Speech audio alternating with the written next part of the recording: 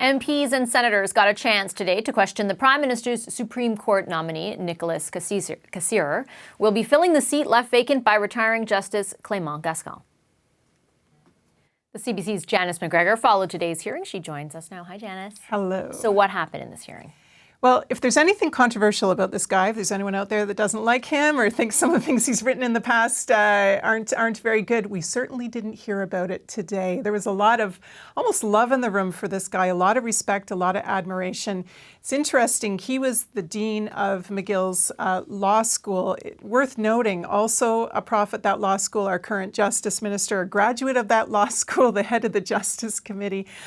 There was a certain collegiality in the room that really came through. But nevertheless, when they started going over his legal views, you could really see why there would be such affection for him as a legal scholar, a very measured person in the way he answered thornier questions, did not stray into controversy, paused, chose his words carefully. I'm going to play a clip from his answer when Lisa Raitt was asking him about a couple things that are often hot-button issues when you're evaluating judges. She asked him about Section 33 of the Charter, the notwithstanding clause, which we know in Quebec is coming around again because of the new religious symbols controversy for public servants. Listen to what he said when she asked him for his views on Section 33 of the Charter. The choice whether or not to rely on the notwithstanding clause is not a judge's choice. So it would be inopportune, I think, for a judge to say whether or not he or she thought it was a right or wrong moment upon which to rely on Section 33. As I noted earlier, judges decide on matters before them, and they do so within the parameters set out in the Constitution. Section 133 is one such parameter.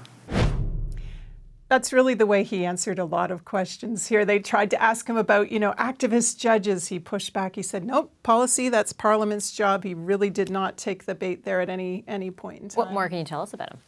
Well, let's talk about his record as a jurist. Apparently, over his decade at Quebec's Court of Appeals, he brought back about 2,000 decisions. Of those 2,000 decisions, only 15 of them were ever heard at the Supreme Court, and 10 of them were upheld. Only 3 of them were overturned. I think that's a track record that any judge in Canada would love to have, and I think probably that's where a lot of the respect for him as a thinker and a jurist comes from. But there's a lot of talk this morning with Kim Campbell as the head of the Independent Advisory Board for this pick about diversity, about the fact that when they considered the 12 people who applied for this job, only one was a woman. There were no Indigenous candidates, none identified as a member of a minority group, and whether that was a problem for the system as a whole.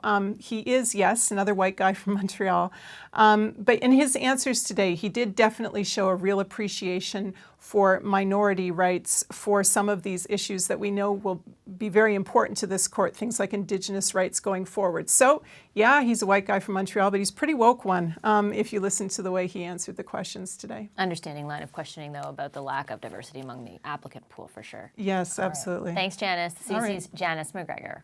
Hi, I'm Vashi Capellos, host of Power in Politics. See more of our show by subscribing to the CBC News channel or click the link for another video. Thanks for watching.